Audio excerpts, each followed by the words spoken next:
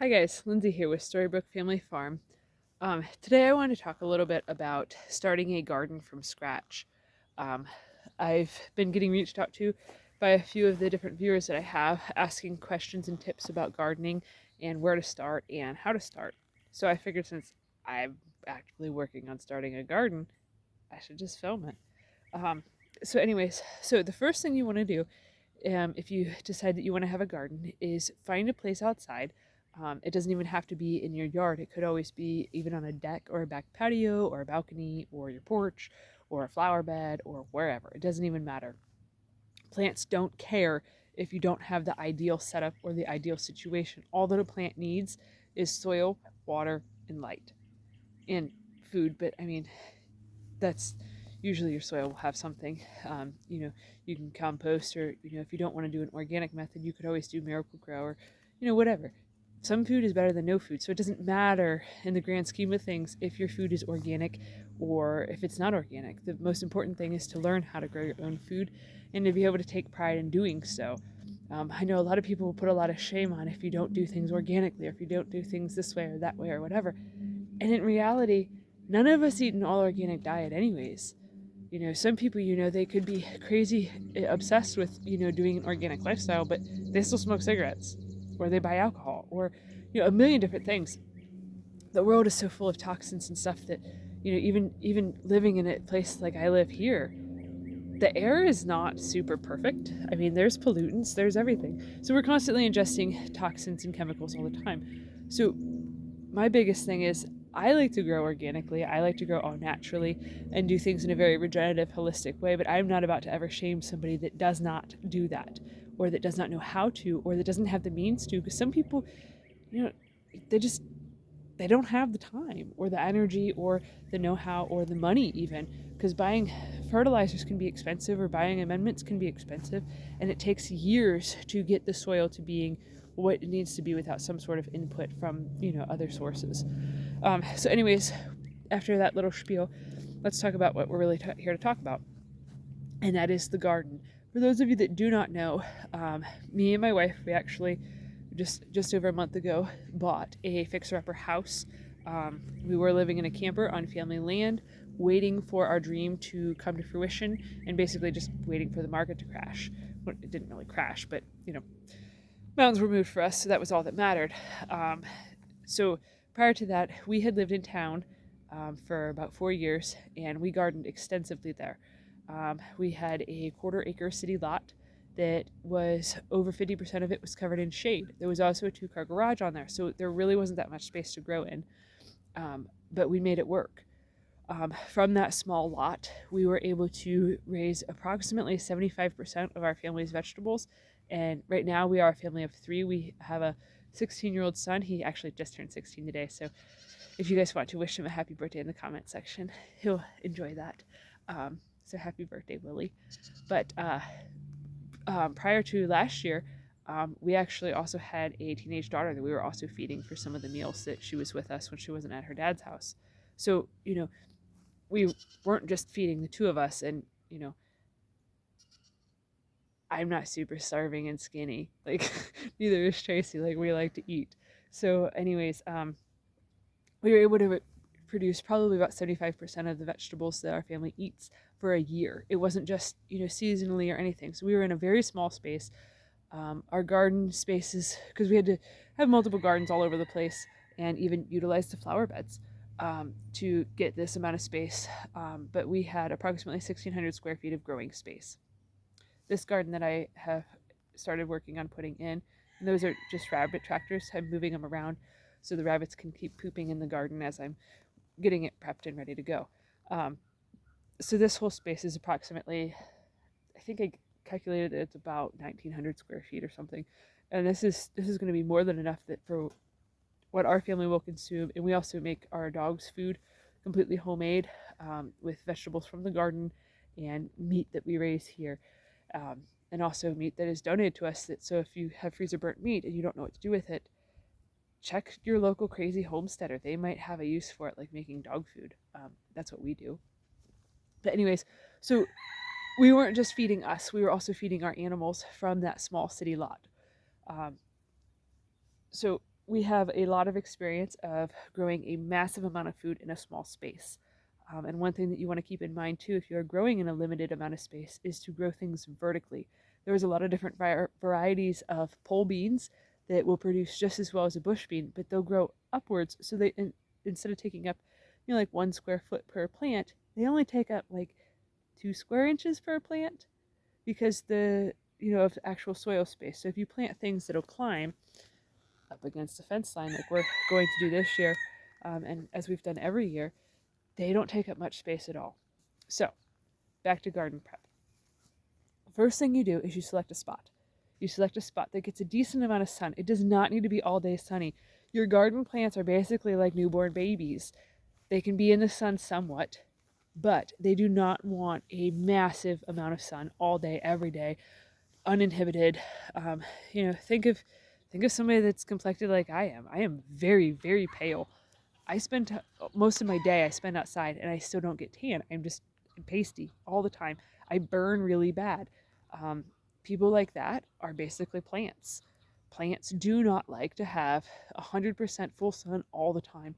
It's way too harsh. It's way too intense, and it dries them out. It dries out the soil, and it doesn't do well. So you want to do something that has approximately 6 to 10 hours a day of full sun. It does not need to be 6 to 10 hours a day of constant sun. It can be 3 hours of sun in the morning, 3 hours of sun in the afternoon/evening. It does not have to be,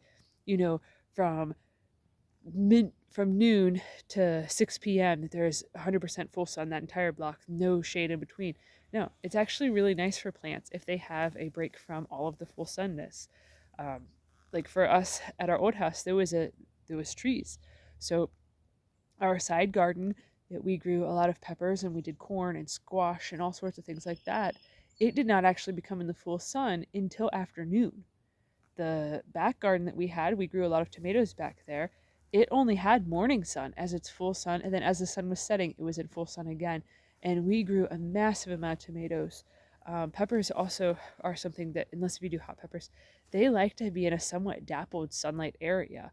So one of the biggest things that everybody thinks is that they need a big, huge open field like the one behind me to have a garden in, and that's false. It's actually harder. It makes you have to water more and do more things. So when selecting a spot for a garden, you want something that's relatively flat-ish. It doesn't have to be flat at all. It can be sloped. It just makes things a little bit more difficult for watering. So you select your spot. You put up a fence if you feel that you need one. When we lived in town, there was a big problem with rabbits. Rabbits kept breaking into our garden and eating everything. So it was really frustrating and disappointing the first year that we gardened. But we were able to keep the rabbits at bay with just a small 2-foot tall chicken wire fence. It was really super simple, and it wasn't that expensive.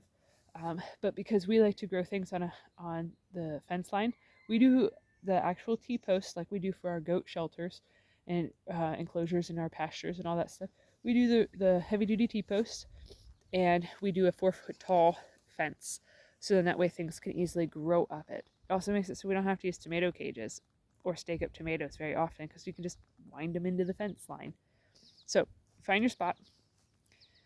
Get some sort of a fence or barrier, or if you want to live all crazy, you can just do it without one if you don't have the money to, or whatever. You don't think you need it, that's fine. You might not live in a space that has a lot of predators. Where my sister lives at, she had issues at her last house with squirrels breaking into the garden and eating like even her jalapeno peppers. So once you start growing, you'll learn different things. Anyways, so when you have your grass, you will take your lawnmower and you will mow it. What I do is areas that I know, this grass is really dense, like right over in here, just past the garden fence, this grass here, it is very, very lush, very thick. So right over here, we're back into the garden area. It's the same grass. The grass does not care that there's going to one day be a fence there. It's still going to grow. So what I did was I came through with a lawnmower and I dropped the deck extra low to do this spot. Now you'll see browning in the yard and all that because I essentially cut grass by mowing it low. But that was truly intentional because tomorrow I'm going to come out here with my rototiller and start tilling it up. Normally, what I would normally do if I wasn't so pressed for time. This year, with having a house and a fixer-upper and still actively working on moving and setting up systems and stuff, I don't have the energy left to do what I would normally do.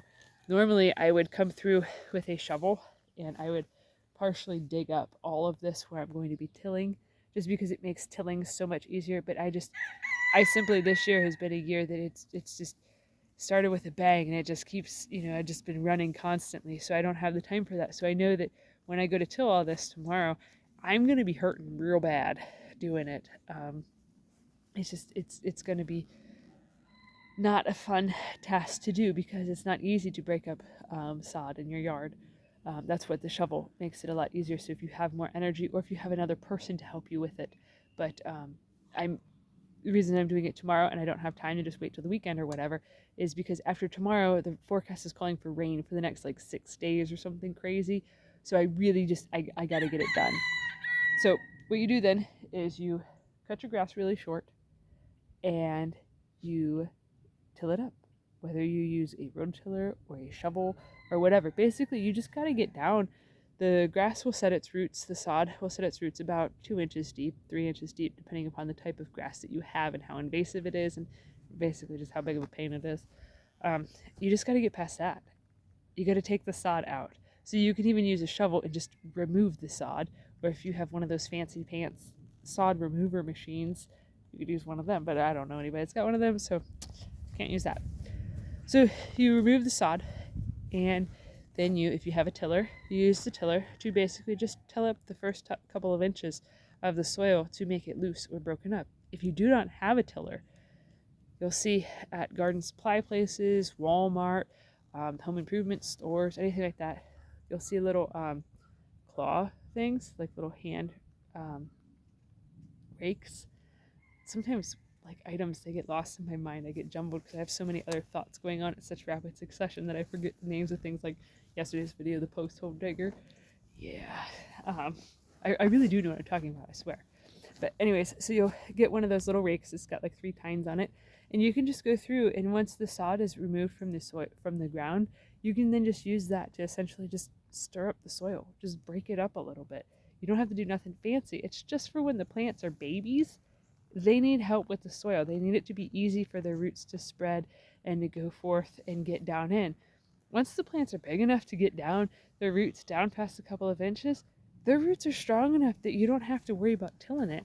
You don't have to worry about any of that stuff, because they're just going to keep searching for nutrients, going down and searching and searching and searching. Like, think of a tree root. If you plant a tree too close to a house, eventually the roots will break into the basement. They'll break into the foundation and they'll mess up the entire foundation. It's the same thing with annual plants like tomatoes and that. They'll just start slowly going down and going down and going down and going down and spreading out. We don't need to go down, 4 foot deep or whatever until, you don't need to do anything crazy. Like, it's simple stuff here. So anyways, you then bust up the soil, make it so that way it's loose, and you want it so that way you can, think of sand. You can go like this with it and it'll just easily fall out of your hand. That's how you want it if you're going to be starting seeds. If you're going to be transplanting plants, you don't need to do it quite that intensely. If you're going to be transplanting little tomato plants, all you got to do is take one of those little garden trowels, those little shovels. This is all after you remove the sod. Don't forget to remove the sod, because otherwise you're just going to be battling grass forever. You just take it down, shove it in the ground a little bit, give it a gentle twist like this. Create a nice little crevice for you to stick your tomato plant in, or your pepper plant, or whatever potted plant you have that you got from your greenhouse. You just make it so that way everything is all nice and loosened up, and then you have it ready to essentially plant your tomato in it. Starting a garden does not have to be super labor intensive, especially if you're doing it for the first time. Starting a garden is meant to be something that's fun and that's rewarding and that's enjoyable. And a lot of places, they make a lot of money off of making it seem like it's awful complicated and you got to buy all this special equipment, you got to buy all these things just to grow a couple plants, and that's not the truth. The truth is, hundreds of years ago, none of those fancy equipment pieces were in existence.